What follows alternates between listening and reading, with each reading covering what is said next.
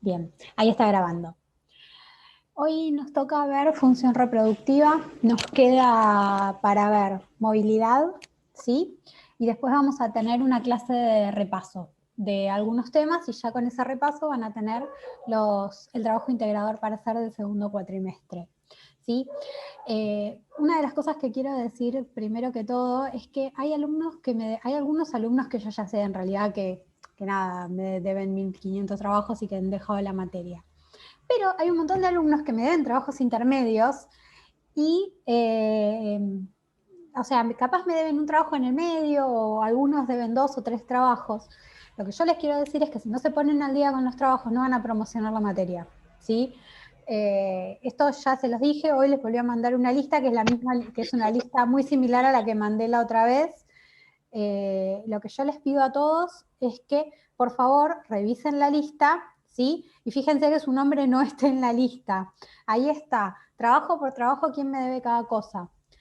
Hay algunos que capaz me deben un solo trabajo e hicieron todo el resto.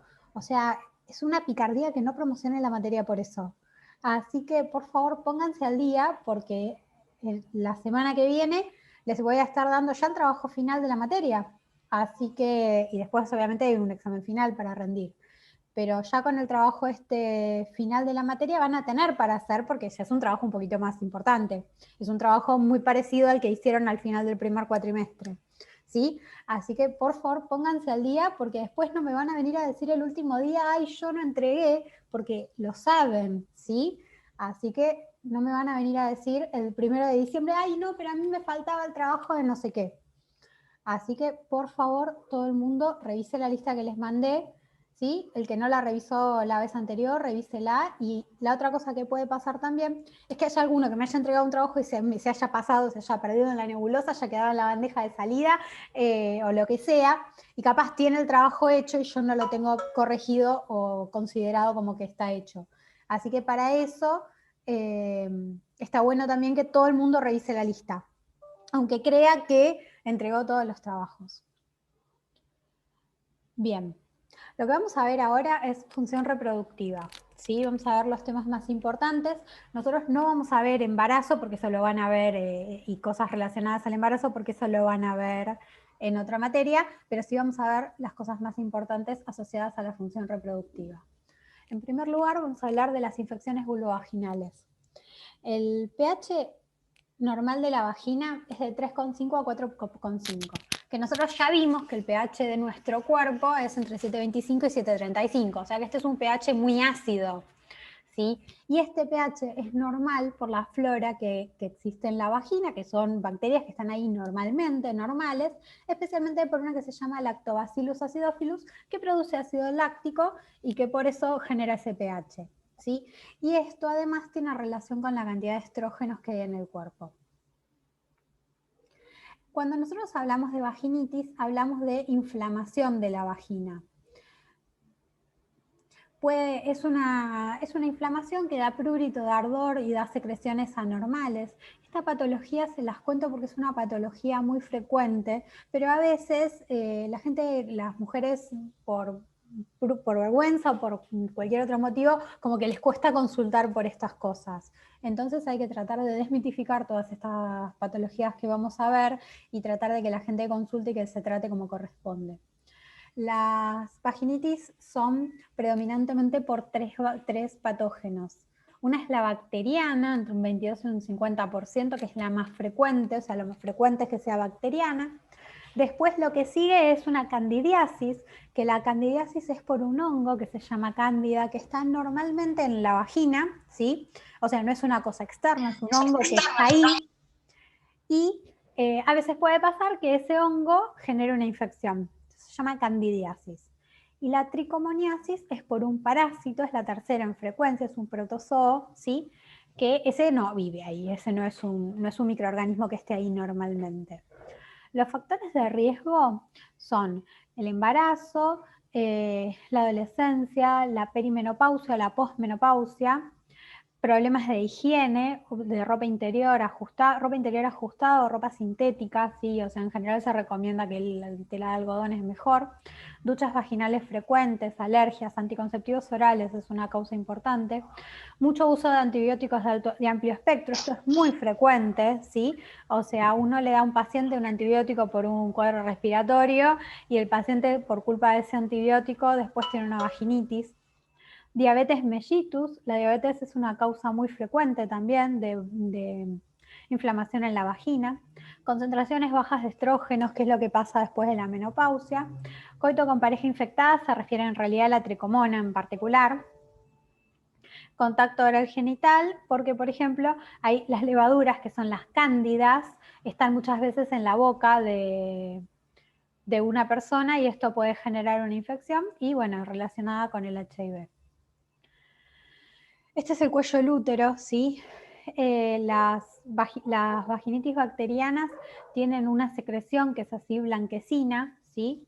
Y les voy a correr acá los dibujitos. Y acá pueden ver la infección por tricomonas, que se ve como si fuese una erosión en el cuello del útero de todo lo que es la mucosa, y la secreción es como más verdosa. No se ve muy verdosa, pero es más verdosa que esta, ¿sí? Y la cándida es como una cosa intermedia también, tiene una secreción blanquecina más parecida a esta que a esta. La vaginitis bacteriana se trata con antibióticos, ¿sí? Que es metronidazol y clindamicina. Uno muchas veces quizás no logre diferenciar cuál es la causa a simple vista. Entonces, en general, por ejemplo, si uno quiere tratar con todo, a veces lo que se usa es usar antibióticos y antimicóticos todos juntos, porque el metronidazol me sirve para todo, o si no, los óvulos, por ejemplo, tienen todo también. Tienen metronidazol y tienen antimicóticos.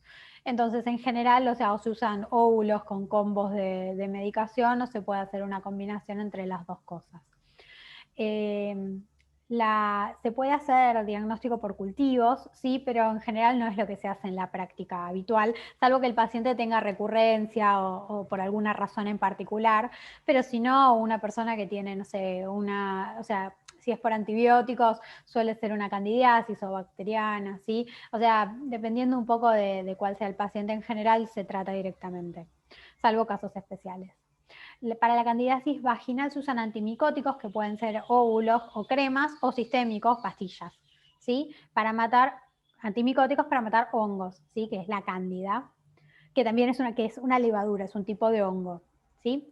Y la tricomoniasis es un parásito, ¿sí? Que es de la categoría de los parásitos y se trata con metronidazol. Lo característico del tratamiento, especialmente de la tricomoniasis, es que hay que tratar también a la pareja. Para algunos casos de cándida también, para algunos casos bacterianos también, pero en general el que se considera que es más contacto de transmisión sexual es la tricomoniasis, ¿sí? Y los otros son bacterias que uno ya tenía y que, bueno, pueden aparecer por cualquier otra razón. Quiero hacerles un comentario sobre el HPV. Nosotros no vamos a ver en profundidad HPV porque lo van a ver cuando vean cáncer, ¿sí? Cervicuterino, cáncer de cuello de útero especialmente, pero un comentario al respecto. El HPV es el virus del papiloma humano. Es un virus que es un virus de transmisión sexual que es sumamente frecuente en personas jóvenes y que puede dar desde nada hasta cáncer. Ahora, la infección cuando uno se agarra el virus es una infección que en general es autolimitada y la persona suele no tener demasiada patología, o sea, no tiene nada o tiene algo tipo un cuadro tipo gripal o puede tener condilomas acuminados que son así, ¿sí? O sea, el condilomas acuminados es como una cosa que crece horrible, así como esto. En este caso es en una lengua, pero suelen estar en la boca o en los genitales, ¿sí? O perianal. En ambos sexos, no solamente en las mujeres, sino que en los dos sexos, en el ano o en la boca. Y esto es una enfermedad de transmisión sexual, ¿sí? ¿Cuál es el tema con el HPV? Que puede pasar que una persona tenga la infección, que no tenga nada, que no lo sepa, y ahí termina contagiando a otro, ¿sí? Y como es una infección muy frecuente, y termina produciendo cáncer de cuello de útero, que es el motivo por el cual las mujeres se tienen que hacer el PAP todos los años, o si tienen estudio de HPV negativo se pueden hacer cada 3 años, las mujeres sanas, sin patología y sin antecedentes, pero si no, se hace el estudio todos los años del cuello del útero por esta razón, porque la presencia de HPV, que a veces uno no sabe que lo tiene ni nada, ni se entera y no tiene nada, puede producir cáncer de cuello de útero, y el cáncer de cuello de útero en las mujeres jóvenes, si se detecta a tiempo, termina en una o sea, en una pequeña cirugía donde se saca el pedacito del cuello del útero que tiene el cáncer y no pasa nada, ¿sí? La persona tiene una vida normal, o se puede volver una enfermedad muy avanzada y la persona puede estar muy complicada por ese tema. Por eso es que se hacen los estudios preventivos todos los años, ¿sí? La detección de cáncer de cuello de útero es una medida de prevención primaria y es muy importante porque es mucho más frecuente de lo que uno piensa. Y con el estudio ese, que es un estudio que más allá de lo que uno puede decir, de lo incómodo o de lo que sea, es un estudio que es barato y que no es muy complicado, no es complicado ni es invasivo, ¿sí? Y con eso se detecta el cáncer de cuello de útero a tiempo.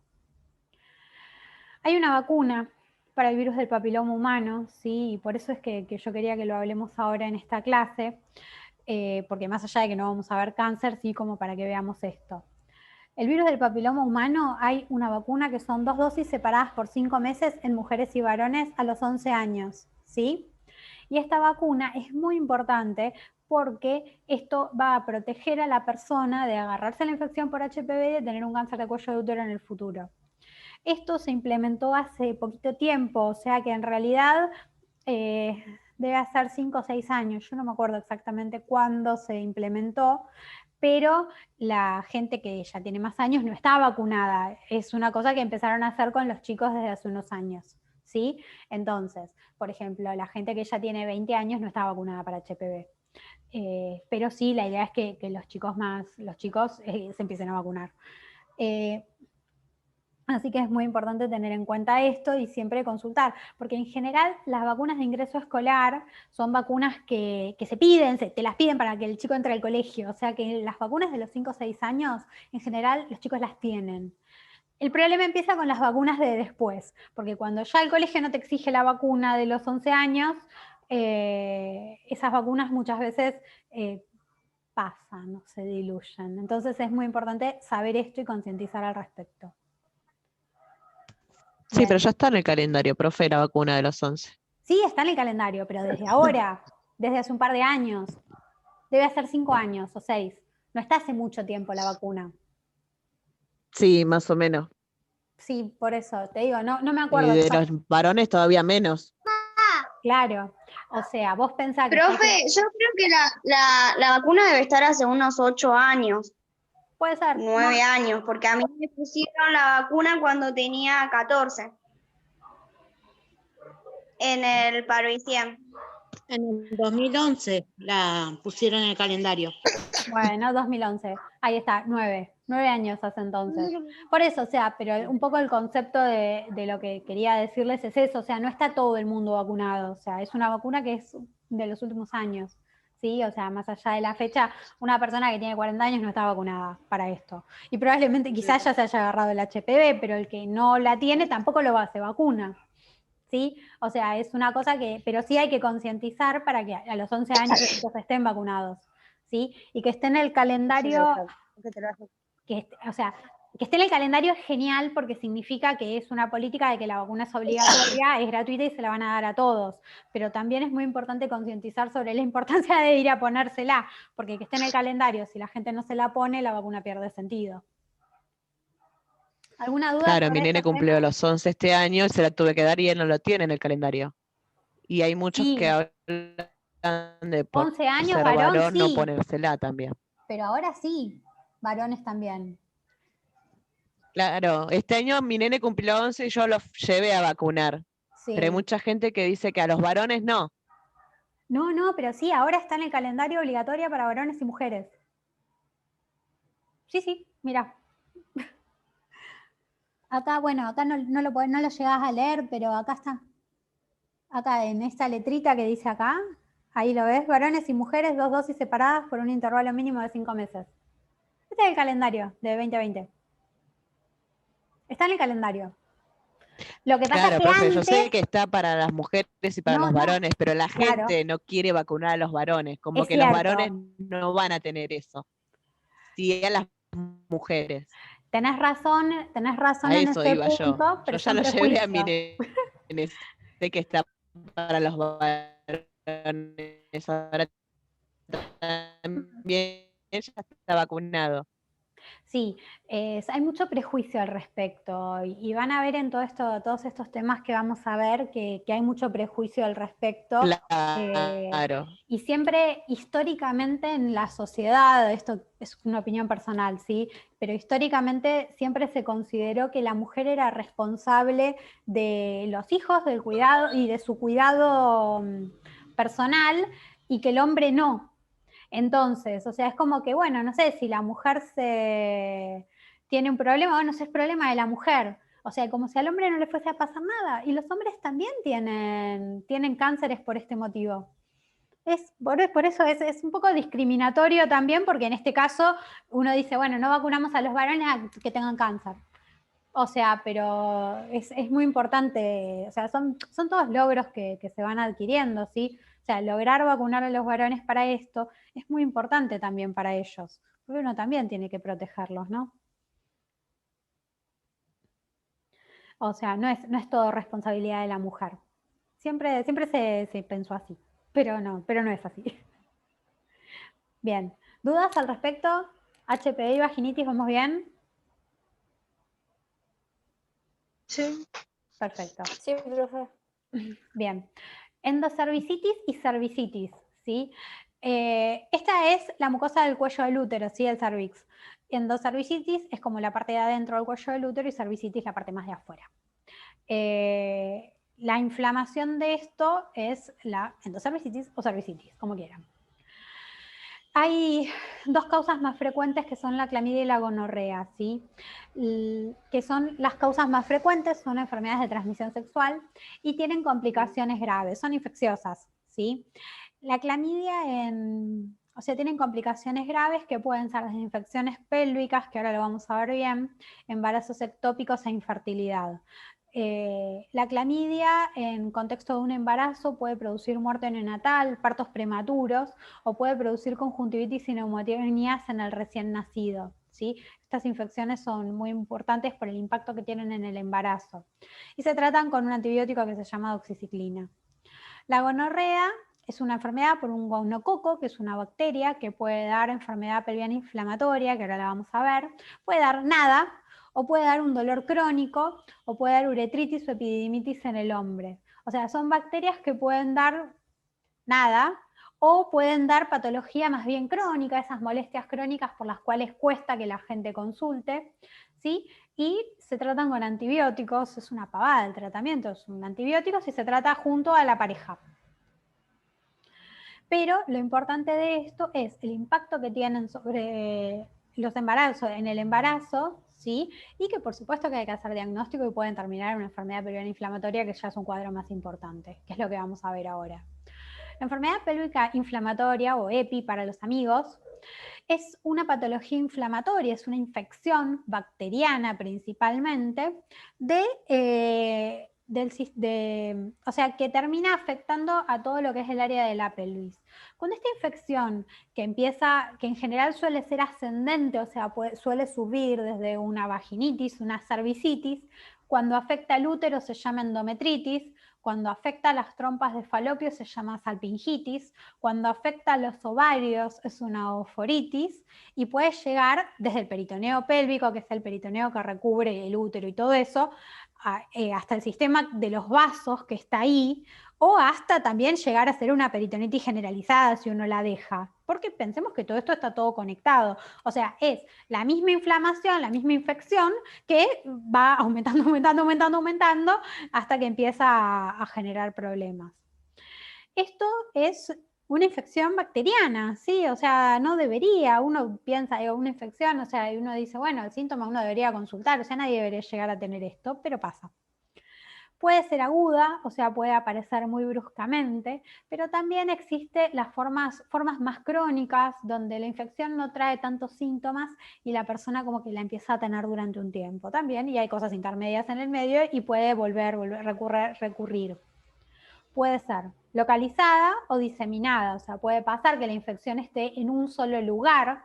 Por ejemplo, puede ser que sea, no sé, solamente una salpingitis, por ejemplo, o puede ser que esté diseminada por todo el sistema pelviano.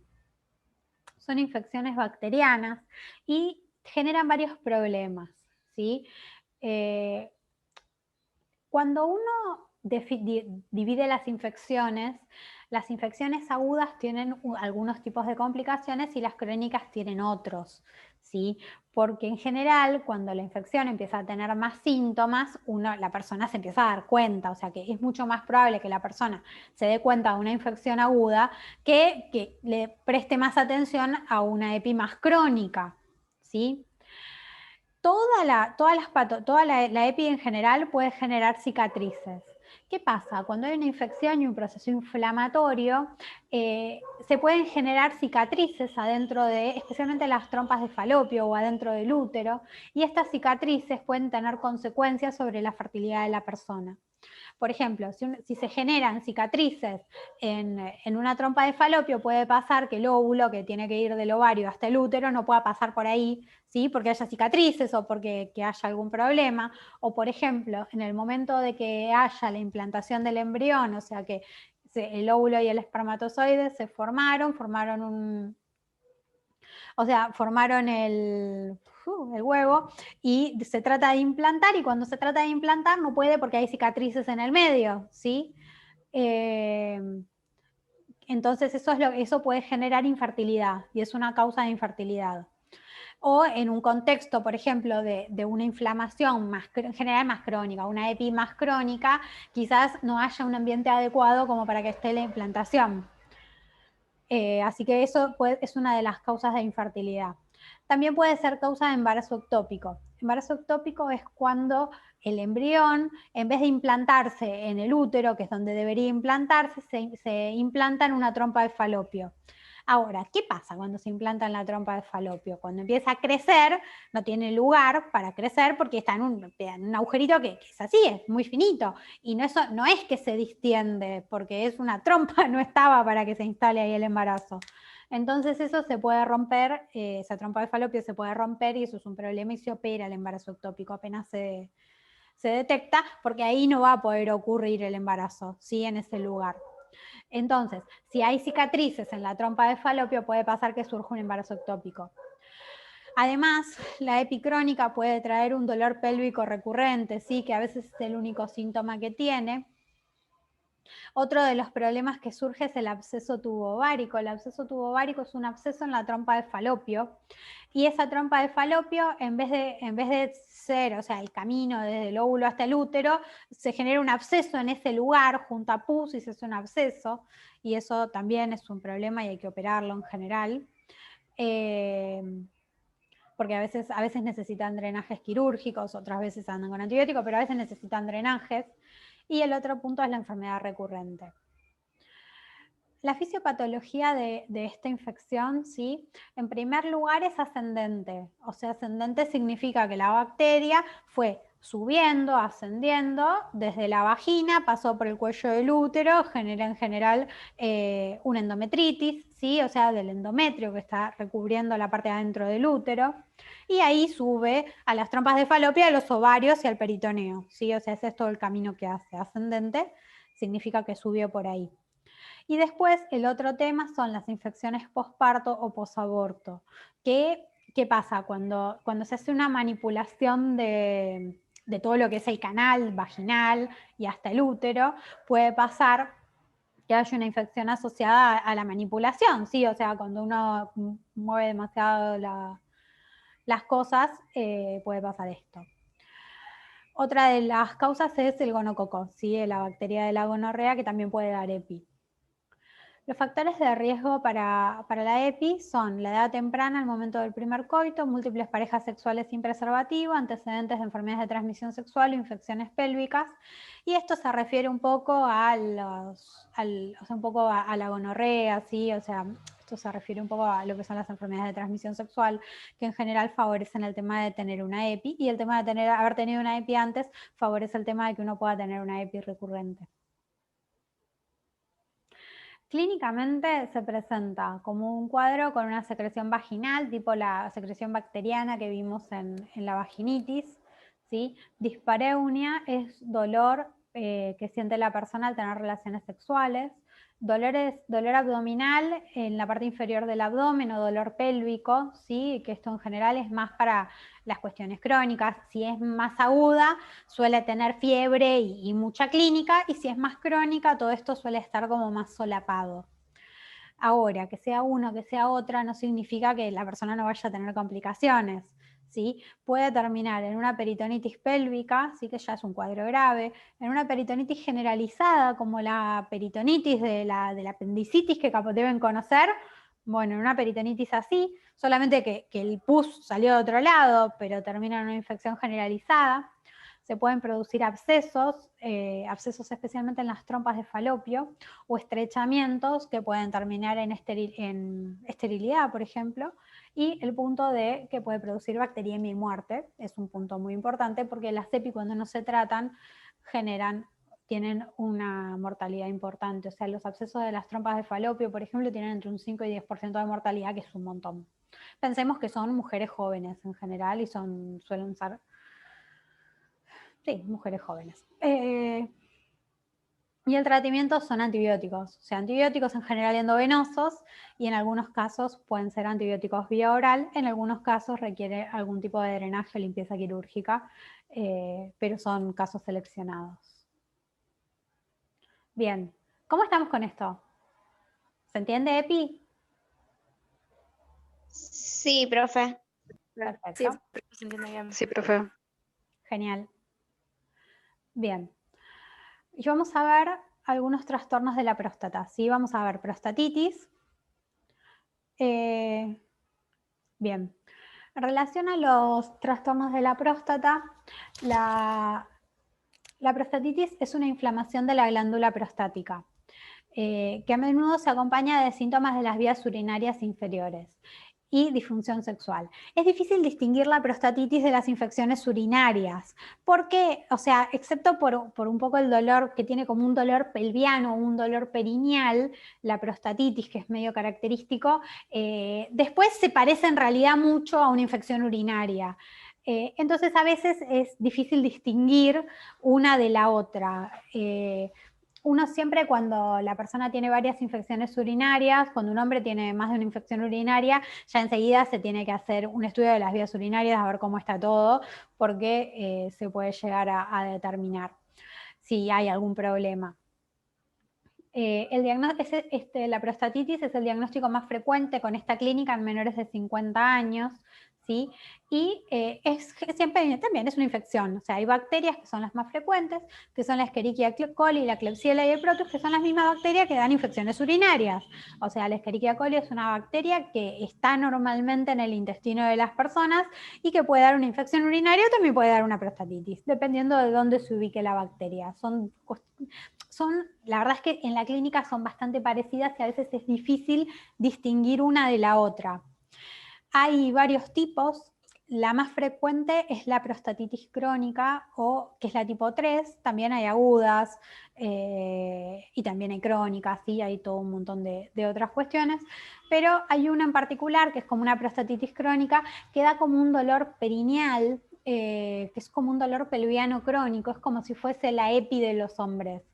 Y esta infección también, o sea, genera como un dolor crónico, o sea, y que en general hace que a veces la persona tarde en consultar, y que también, o sea, esta infección crónica puede ser causa de infertilidad. Hay una prostatitis, que es la prostatitis aguda, que característicamente tiene una fiebre muy alta, súbita, es como una infección urinaria con mucha fiebre, la clínica. Y después hay prostatitis crónicas y prostatitis asintomáticas. Se trata con antibióticos, se trata con los mismos antibióticos que la infección urinaria, solamente que se tratan por más tiempo. Si uno llegase a sospechar que es una prostatitis y no una infección urinaria, lo trata por más tiempo. Hay una patología de la próstata que es una de las enfermedades más frecuentes en los ancianos, que es la hiperplasia prostática benigna. Esto habrán escuchado hablar 20 veces de esto porque es muy, muy frecuente, sí, es muy, muy frecuente. Cuando la gente habla de los problemas de la próstata se refiere a esto.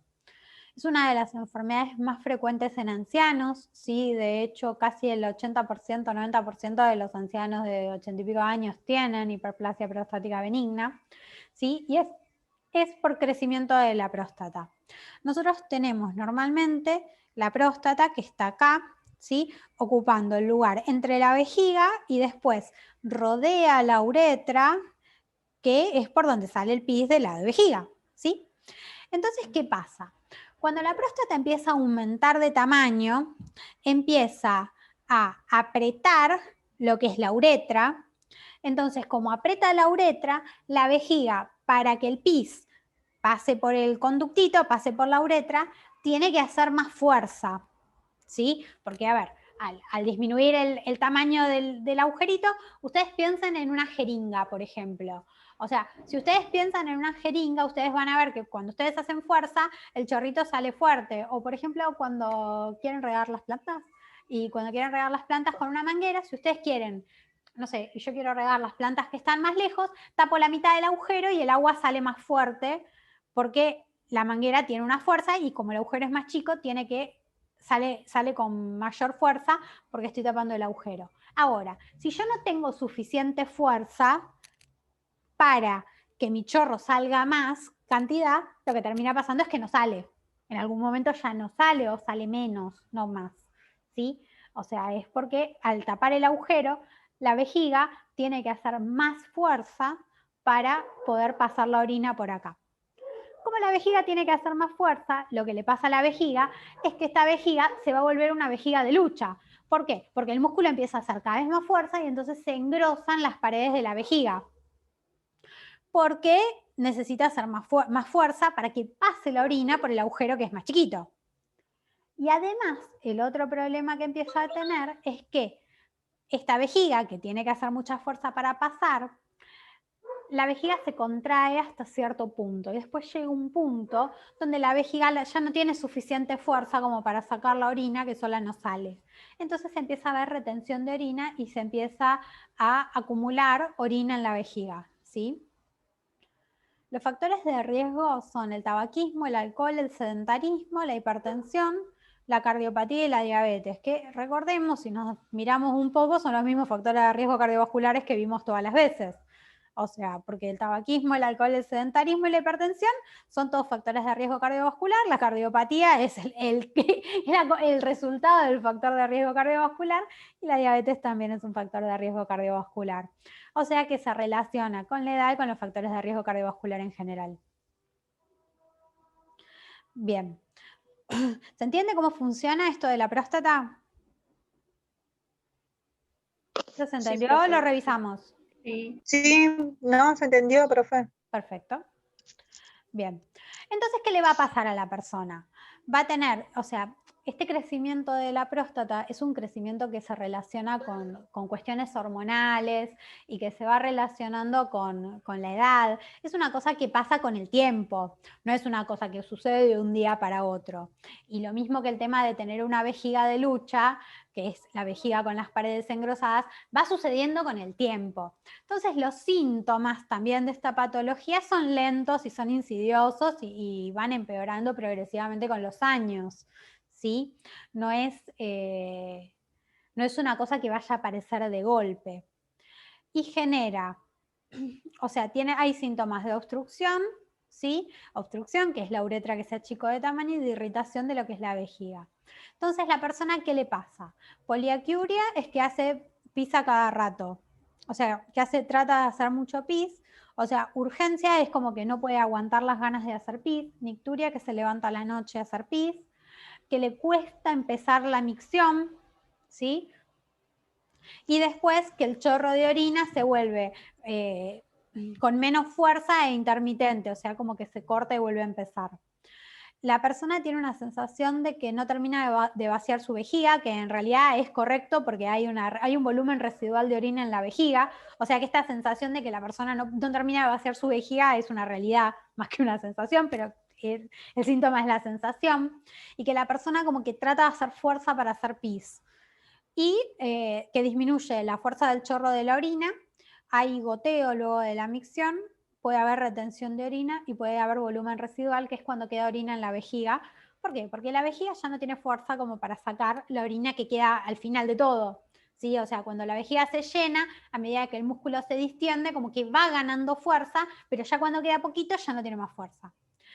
Y vamos a hacer un punto acá en retención de orinas, porque nosotros vimos en la clase de urinario la retención aguda de orina. Entonces quiero retomar un poco ese punto, porque la hipertrofia benigna de próstata es una de las causas de retención de orina en los ancianos. Cuando nosotros tenemos una persona que en general tiene algún factor de riesgo, lo que puede pasar es que tenga una retención aguda de orina, que es el globo vesical que le dijimos alguna vez.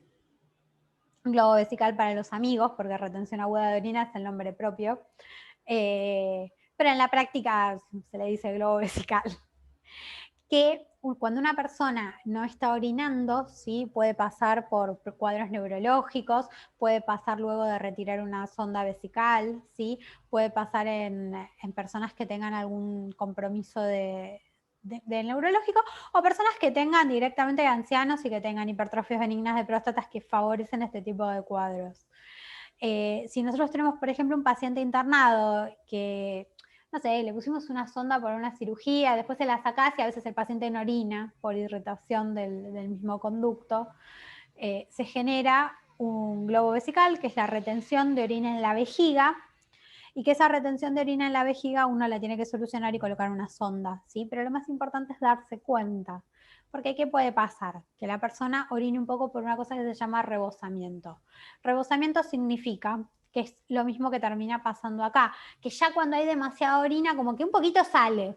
Entonces uno puede ver un pañal y puede ver un pañal que está mojado y en realidad es orina por rebosamiento y la persona tiene un globo vesical. Entonces siempre hay que cuestionar muy bien cómo es el tema de la orina, cómo es la retención y todo esto. Y si ustedes le preguntan esto a cualquier persona mayor, les va a decir todo esto. Y si ustedes le preguntan en general a cualquier persona mayor, está bien, yo entiendo que no se lo van a ir a preguntar a cualquiera, pero si uno quisiese preguntar, los hombres te van a decir que el chorro de orina no era el mismo que cuando eran jóvenes, que nada, y que va disminuyendo el chorro de orina, eso va pasando con la edad, y es normal, hay un porcentaje que es normal, y hipertrofia benigna de próstata ya cuando crece mucho, ¿sí? Diagnóstico. Es muy importante el interrogatorio, porque todo esto que vinimos mencionando recién, uno lo pregunta y si la persona te dice que le cuesta, que se le corta el chorro de orina, que el chorro de orina sale poquito finito y cerquita y que se le corta y que gotea después de que terminan de orinar, que le cuesta empezar a orinar, que tiene que hacer fuerza para orinar y que le queda la sensación de que la vejiga está llena todavía. Todo eso se pregunta y la gente te lo refiere perfectamente, ¿sí? Así que en realidad uno podría hacer diagnóstico de esto simplemente con un buen interrogatorio y sin necesidad de hacer más nada. Después es muy importante el examen físico. Los hombres deberían ir al urólogo a partir de los 50 años para hacerse su examen de próstata, que el examen de próstata se hace con un tacto a través del recto, donde se toca la próstata para ver qué forma tiene. Eso es una cosa que se hace de rutina, es una práctica habitual preventiva para detectar no solo hipertrofia benigna de próstata, sino que también es muy importante por el tema del cáncer de próstata.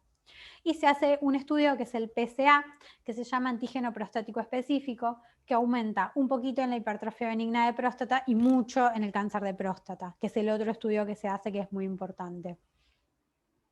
Después, en relación a la hipertrofia benigna de próstata, se hace un estudio de orina, una orina completa, para ver si el paciente tiene glóbulos rojos, un poquito de hematuria, que a veces pasa en las vejigas que son así como de lucha. Y se puede hacer una flujometría, que es como la velocidad del flujo urinario, que esto en general se hace si hay alguna duda o después de hacer algún procedimiento o algo como para documentar algo, pero en general uno con el interrogatorio ya se da cuenta.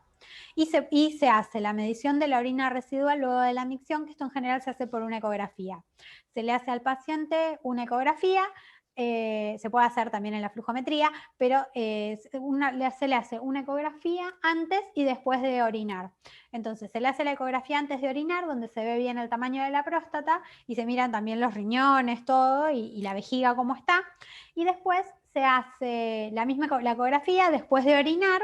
Entonces, si queda un volumen residual, se ve en la ecografía, ¿sí? Más allá de este estudio que es como más específico, que se llama flujometría. El tratamiento de la hipertrofia benigna de próstata en general es farmacológico, no nos vamos a meter con estos fármacos que creo que no van a la práctica, pero en principio es un tratamiento farmacológico. Y después lo que se puede hacer con la hipertrofia benigna de próstata es operarla. Hay un estudio que se llama cistoscopía, que es un estudio donde se mete como si fuese un endoscopio, como el endoscopio de la endoscopía digestiva, ¿sí? Pero se mete por la uretra para llegar a mirar la vejiga como está, y ahí se ve también en la próstata. Hay algunos de estos cistoscopios, se llaman, ¿sí? Que tienen como unas herramientas en la punta, como que se puede como cortar, ¿sí? Con esos aparatos, y a través de la uretra lo que se hace es hacer una resección transuretral, que es que se corta con un anza como si fuese en forma de luna, ¿sí? O sea, ustedes imagínense como un cuchillito en forma de lunita, y que van cortando toda la parte de la próstata que está crecida por sobre la uretra, ¿sí? Porque lo que nos interesa a nosotros no es achicar la próstata, es agrandar la uretra, ¿sí? Entonces eso se llama resección transuretral, ¿sí? Y es la forma de operar hoy por hoy las hipertrofias benignas de próstata. Ahora, cuando la hipertrofia benigna de próstata es muy importante y el paciente no puede orinar, o hay una retención aguda de orina, o a veces depende si el volumen residual que queda no permite que el paciente orine, y el paciente, por ejemplo, tiene falla renal, que, yendo a lo que habíamos visto antes de los cuadros renales, por ejemplo, si la hipertrofia benigna de próstata genera una retención de orina y esto genera un cuadro, una insuficiencia renal, esta insuficiencia renal va a ser posrenal, porque va a ser obstructiva, ¿sí? Entonces, si la hipertrofia benigna de próstata genera una falla renal y esta falla renal es posrenal y es obstructiva, lo que se hace primero es colocar una sonda vesical, ¿sí? Y después se resuelve, pero en una primera instancia puede llegar a necesitar una sonda vesical. O a veces pasa que un paciente llega directamente con una retención aguda de orina secundaria, no sé, a una neumonía, un cuadro X, ¿sí? Y ahí es necesario colocar una sonda vesical para garantizar la diuresis, ¿sí? Y después en un segundo tiempo se resolverá la hipertrofia benigna de próstata. Y el último tema que quiero ver hoy es la sífilis, ¿sí? La sífilis es una enfermedad infecciosa, ¿sí? Es muy importante porque ahora se está volviendo a ver. Durante un tiempo la sífilis se había dejado de ver porque es una enfermedad de transmisión sexual, pero la realidad es que en los últimos años aumentaron mucho las enfermedades de transmisión sexual, pero no solo el HIV, sino que empezaron a aumentar la sífilis, la gonorrea y otras enfermedades de transmisión sexual. La sífilis ocurre por un microorganismo que es el Treponema pallidum, ¿sí? Que es una bacteria que se mata con antibióticos y genera una infección que puede ser aguda, que al principio es aguda y que luego es crónica. Y la sífilis se contagia, es una enfermedad de transmisión sexual, o sea, se contagia mediante las relaciones sexuales, o también existe la sífilis congénita, que si la mamá tenía sífilis y no se detecta, que por eso siempre se hace el estudio, no se detecta en el embarazo, puede pasar que el bebé tenga una sífilis congénita, que es un cuadro muy grave.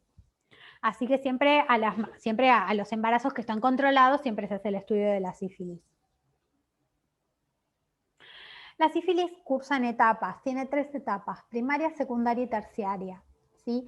La primera etapa es el momento donde la persona se contagia. la persona se contagia y a las 2 o 3 semanas del contagio, ¿sí? O a partir de una semana, se genera una lesión ulcerada, que es como una úlcera, indolora, que no duele y que resuelve sola, que ocurre en el área por donde se contagió. Sí, es una enfermedad de transmisión sexual, bueno, acá tienen fotos, es en los genitales, en la boca, en algún lado. Y ahí ocurre el chancro, ¿sí? Se llama chancro. Acá pueden ver, ahí les puse ejemplos de ulceritas. Ahora, ustedes piensen, una persona que tiene una lesión tan chiquitita, ¿sí? Que no le duele y que se le cura sola, puede pasar claramente que no consulte y que no haga nada, porque al fin de cuentas se le terminó curando sola, ¿sí? Entonces, capaz la persona la vio o capaz ni la vio, porque, por ejemplo, uno podría pensar que si la lesión está en un lugar, en un sitio no muy visible, puede ser que la persona ni siquiera se dé cuenta de que tuvo esto, ¿sí? Entonces, ¿qué pasa? Aparece esta lesión, ¿sí? Que es la etapa primaria, es la sífilis primaria. Después, bueno, la lesión resuelve, se cura, ¿sí? Nos olvidamos de esa primera lesión. 2 a 8 semanas después, o sea, 2 meses después, ya te olvidaste de ese chancro que tuviste esa vez, ¿sí? Aparece la sífilis secundaria. La sífilis secundaria es una erupción, ¿sí? Que se ve así, es como descamada, que característicamente aparece en palmas y plantas. Esto es muy característico en el tronco, en las extremidades, ¿sí? Puede dar fiebre, puede dar ganglios, puede dar artritis, ¿sí? Puede dar meningitis, que son cuadros muy severos, o puede dar, nada, una erupción así en las palmas y en las plantas, que también resuelve sola, ¿sí? Ahora, esto ya llama un poco más la atención, porque en general una persona que tiene una erupción así ya llama un poco más la atención, y es muy frecuente de ver, y uno ahí enseguida le mira las manos y ya cuando ves las manos así te das cuenta. Pero es bastante frecuente de ver. Con esto hay que tener cuidado porque estas lesiones contagian, ¿sí? Así que eso para su práctica profesional, siempre tengan cuidado porque contagia esto, las lesiones así. Entonces, ahí en general uno ya la puede detectar, tiene la oportunidad de detectar la enfermedad. Ahora, si todavía no la detecta y no se da cuenta o la persona no consulta o vaya a saber, ¿sí? Estas lesiones desaparecen, ¿sí? Y entra en una etapa de latencia. La etapa de latencia, la persona no tiene nada y puede durar varios años, puede durar desde 2 años hasta muchos años, ¿sí? Hasta más de 10. Y a los, capaz, 2 años, aparece una patología que ya es mucho más grave, que se llama sífilis terciaria. La sífilis terciaria ya es una enfermedad inflamatoria que es multiorgánica, donde puede dar aortitis, que es como una distensión de la aorta por culpa de la sífilis, como un aneurisma de aorta sifilítico. Puede dar neurosífilis, que son lesiones que todas las lesiones se llaman goma, ¿sí? Que son como ustedes imagínense esto, pero en el cerebro, ¿sí? Es la neurosífilis. Pueden dar cuadros tipo demencia, puede dar psicosis, puede producir ACV, meningitis, lesiones en la piel, así de este estilo, o en el paladar también, o en el hígado, se llaman gomas sifilíticos. La sífilis se estudió, yo no sé si ustedes saben, pero se hizo hace muchos años cuando los ensayos clínicos no se controlaban y cuando no había mucha regulación de qué se podía experimentar. Hubo un grupo de científicos que se le ocurrió en aquella época ver cómo era la evolución normal de la sífilis y dejaron a toda la gente contagiada a su libre evolución en un psiquiátrico. Y ahí fueron estudiando todo lo que les pasaba con la sífilis terciaria. Y ese fue el primer estudio donde se supo bien qué le pasaba a la gente con sífilis. Sí, ahora claramente no se podría hacer una cosa así, pero en ese momento se podía y lo hicieron. Así que hay un estudio que es uno de los estudios donde se describe cómo es la sífilis terciaria. Porque la idea es que esto no suceda, ¿sí? O sea, si nosotros pensamos en cómo es la patología, tuvimos 2 oportunidades de detectarla antes y esto no debería estar pasando. O sea, que una persona tenga una demencia por sífilis hoy por hoy, la verdad que es un despropósito. El diagnóstico se hace con serologías, es una pavada el diagnóstico porque es un estudio que se hace BDRL, que se hace de rutina en general, cada vez que uno hace serologías, hace el estudio de BDRL. El estudio de BDRL es un estudio que en realidad lo que detecta son anticuerpos. Existen los falsos positivos, ¿sí? Y siempre, como existen los falsos positivos, o sea, una persona que da positiva pero en realidad no era, siempre se confirma con pruebas directas, que significa que voy a ver la bacteria, que es el MHTP. Algunas patologías reumatológicas pueden dar BDRLs positivos y no ser, pero como uno igual siempre va a hacer las pruebas treponémicas o directas, ¿sí? Nada, se usa el BDRL como para la detección. Y el tratamiento es penicilina, ¿sí? Es una penicilina intramuscular, o sea que ustedes piensen, o sea, si ustedes ven estas lesiones y piensan que se previene con una penicilina, que es una pavada de tratamiento, es como para considerarlo, ¿sí? Entonces uno tiene que estar muy atento acá y acá, porque no nos puede pasar, ¿sí? Realmente el tema de que lleguemos a tener pacientes con sífilis terciaria ya hoy por hoy es un despropósito. Bien, es cortita la clase de hoy. ¿Cómo estamos con esto?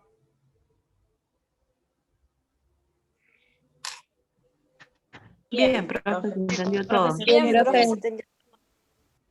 Yo entré tarde, profe, me perdí mucho. materia también. Te queda grabada igual. No sé cuándo llegaste, pero de último al principio míralo. Les vuelvo a decir, por si alguno llegó tarde, revisen los trabajos, por favor, en serio se los digo, ¿sí? Si a alguno le falta un trabajo, o si alguno me entregó un trabajo y yo no lo tengo, revisen la lista que les mandé al WhatsApp. No cuesta nada revisar si está su nombre, porque el tema es que si no tienen todos los trabajos entregados, no promocionan la materia, y yo, entre la semana que viene y la otra, ya les voy a estar mandando el integrador del segundo cuatrimestre. Así que la idea es que puedan revisar los trabajos que deben, ponerse al día, porque les van a, si no después, o sea, nada, después no me vengan a decir que yo, que no sé qué, ¿sí? Así que tienen ahora tiempo para ponerse al día y después para hacer el trabajo integrador del segundo cuatrimestre, que se los voy a mandar probablemente la semana que viene o la otra. A nosotros nos queda una clase que es movilidad, y después vamos a hacer una clase de repaso de todos los temas, una clase de repaso así de dudas especialmente, y ya terminamos con la materia. Así que ya estamos en el Antes del 20 de noviembre, profe. Sí. ¿Por qué el 20 de noviembre? Antes del 20 de noviembre. ¿Qué pasa? Porque ayer me dijeron que más o menos estimado las fechas para el 20 de noviembre terminar de las clases. Nosotros vamos a terminar, sí, nosotros tenemos una reunión este jueves sobre ese tema, así que todavía a mí no me dijeron ninguna fecha formal, pero a nosotros nos queda una clase para la semana que viene y después vamos a hacer una clase de repaso y ya está. Así que para el 10 de noviembre vamos a haber terminado con las clases y después les queda el tiempo que determine la carrera a ustedes para hacer el último trabajo, ¿sí? Y bueno, si alguno tiene dudas, obviamente nos podemos contactar, pero las clases ya casi terminamos. Vamos muy, muy bien con el programa y con todo. Nos queda únicamente una clase más, y bueno, una clase de repaso que obviamente corresponde de dudas. Una clase de dudas y de revisión de los temas. Pero vamos muy bien. Está bien, perfecto. Estaba en duda con eso nomás. No, mira, todavía no, a mí no me dijeron formalmente el 20 de noviembre, pero te digo, nos van a decir este jueves seguramente esto mismo. Sí, sabíamos que había una reunión de profesores este jueves, sabíamos también. Así que seguramente ahí nos marcarán un poco los lineamientos de qué hacer para el final, pero ya habíamos considerado noviembre. No puntualmente el 20, pero sí habíamos considerado noviembre. Así que nada, nosotros en particular venimos bien con los temas, con las clases y con todo, y de hecho estas últimas clases que quedaron son como las más cortitas, porque como las más pesadas ya las hicimos todas. Así que ahora la próxima que queda, que es movilidad, fracturas y eso, es dentro de todo una clase tranquila y muy comprensible, porque a ver, fracturas es como que uno sabe más o menos lo que es. 15 fracturas, ese tipo de cuestiones. Se entiende. Claro, uno más o menos ya tiene una idea de la vida, de lo que son estas cosas. así que no, Sí. no es una clase muy compleja la que falta. Pero Profe, pónganse al día con los trabajos, porque esto, te digo, o sea, no quiero escuchar a nadie llorar el 20 de noviembre con que "Ay, yo no entregué los trabajos y que todo eso". O sea, no quiero tener esa conversación con nadie. Y hay No, un yo ya montón de entregué todos los gente- trabajos, profe. Genial. Pero hay un montón de Yo gente. estoy al día. Hay algunos que me deben un trabajo. Decís, a ver, me des un trabajo de la clase 3 y me entregaste todo el resto de los trabajos. O sea, no me vas a venir a llorar el Pasó un 30 de montón de tiempo. noviembre Sería un pecado. Sí. de que por qué no tenés Gracias, ese trabajo. profe, por avisar. Así Sí, sí. que les mandé profe, ¿le la puedo hacer listita. una consulta? Sí, decime. Con el tema de los finales, ¿va a dar alguna guía de estudio? ¿Va a dar temas puntuales? ¿Va a hacer todo lo que estuvimos viendo? ¿Cómo se maneja usted con eso? Los finales son orales, van a tener que preparar un tema, ¿sí? Yo les voy a decir, o sea, la primera pregunta va a ser ¿de qué querés hablar? ¿Verdad que escucho mucho ruido? La primera pregunta va a ser ¿de qué querés hablar? ¿Sí? Eso se los voy a decir a todos. Así que la idea es que vengan con algo preparado como para que cuando yo les pregunte de qué querés hablar lo sepan. Y después vamos a ¿Puede ser hacer cualquier tema, profe? cualquier tema de la cursada, obviamente. Todo lo que venimos viendo. Todo lo que sí, estuvimos sí, sí. viendo, Se toma lo que se dio en clase, ¿sí? No se toma nada que no se haya dado en clase, que no esté en los archivos que les di. Si ustedes ven las clases y ven en lo que estuvimos haciendo hincapié, piensen que va a ir por ahí, ¿no? Porque, a ver, si yo les dije 20 veces este tema es importante, o sea, después como que, bueno, ese tema es importante, voy a preguntar temas importantes, ¿sí? Ok. No voy a preguntar detalles de cosas, pero sí estudien. Estudien y lo que yo les recomiendo es que tengan bien preparado un tema para que cuando yo les diga de qué querés hablar, como que empiecen con una base sólida, ¿sí? No sé, me dicen, Sí, sí. no sé, quiero hablar de asma. Bueno, hablan bien y después como que ya empiezan con el pie derecho, digamos. Así que yo les sugiero que tengan bien preparado un tema. Las preguntas van a ser parecidas a los trabajos prácticos. Igual les digo que nos van a dar los lineamientos bien el jueves, así que no les puedo decir mucho. Esa es mi idea inicial, pero si el jueves nos dicen otra cosa, será como nos digan el jueves. Sí, eso se los aclaro por las dudas, porque no les puedo decir mucho más, hasta que no sea la reunión que nos digan exactamente qué quieren que hagamos. En principio, por ejemplo, cosas que no vienen pasando es que por ejemplo, darles notas a ustedes, eso por ejemplo no se hizo este año, más allá de que los trabajos tienen notas, pero bueno, nada, por ejemplo, no se les dio ninguna calificación a ustedes más que aprobado o desaprobado. Esos son lineamientos que se plantearon, así que yo creo que va a seguir un poco de esa misma manera. Pero bueno, el jueves me entero, la semana que viene les cuento. Perfecto. listo, profe, gracias. Listo, gracias, profe. Bueno, ¿Va a tomar lista? no, hoy no. Listo. Listo. No tiene ganas de tomar lista hoy. Nada, otro día lo charlamos. Por la duda,